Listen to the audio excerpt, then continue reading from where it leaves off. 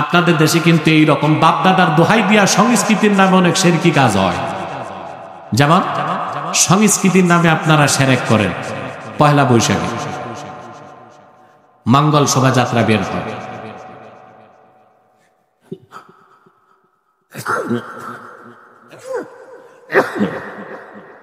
মঙ্গল শোভাযাত্রা বের হয়, ঢাকা বিশ্ববিদ্যালয়ের চারুকলার ঝাড়ু মারারা সকালবেলা বের হয়।